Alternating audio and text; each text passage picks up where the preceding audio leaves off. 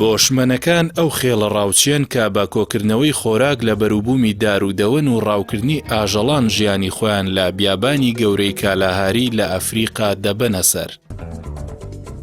بۆشمەنەکان بەوە ناسراون کە نمونەیەکی زیندوو و بەرچاوی مرۆڤی سەرەتایین لە بەرهەمهێناندا و بە هەزاران ساڵ نەریتی خۆیان لە ڕاوشکار و کۆکردنەوەی بەروبوومدا پاراستووە. ناوی بۆشمەن لەلایەن هۆڵندیەکانەوە بەسەریاندا سەپێنراوە. لە ئێستادا ژمارەیان 100,000 کەس دەبێت. لە بیابانی کالاهاری لە هەر یەک لە وڵاتەکانی زامبیا، ئەنگۆلا و ئەفریقای باشوور و زیمبابۆی دەژین. بۆشمەنەکان بەهۆی شێوازی ژیان و ڕاهاتن لەگەڵ ژینگەکەیان خاوەنی جەستەیەکی بچووکن و بە شێوەی گروپ دەژین کە هەر گروپێک لە نێوان 20 بۆ 25 کەس دەبن. شوێنی حەوانەوەیان لە ناو پوش و پاوان و قامیشەڵاندایە. کۆچەرین و لە هەندێک باریشدا لە ناو خاک و خۆڵی بیاباندا دەخەون.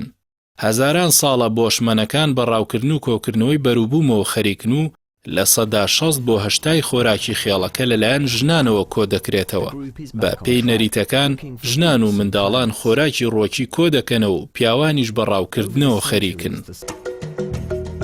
حەزیان بە هیچ گۆڕانکاریەک لە شێوازی ژیانیاندا نییە. ژیانیان تەواو سەرەتاییە. بە جۆرێک ئاو لە توێکڵی هێلکەی نەعامەدا دەخۆنەوە. بەشێک لە خۆراکی ڕۆژانەی خێڵەکە لە مێرووەکان پێک دێت.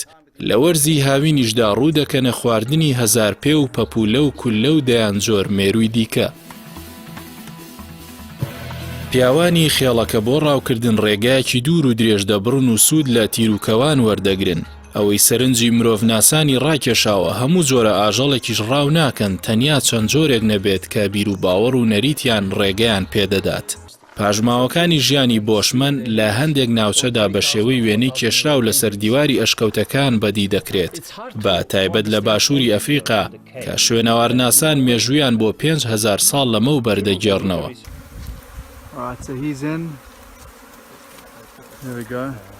بۆشمەنەکان بۆ زانایانی مرۆڤناسی و بواری جینەتیک هەڵگری دەیان زانیاری نەزانرا و گرنگن.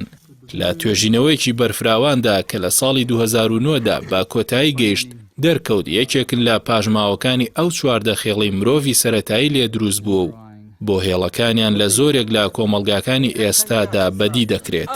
لە ئێستاشدا بە تایبەتی لە ئەفریقای باشوورکار بۆ پاراستنی ئەم خێڵە دەکرێت.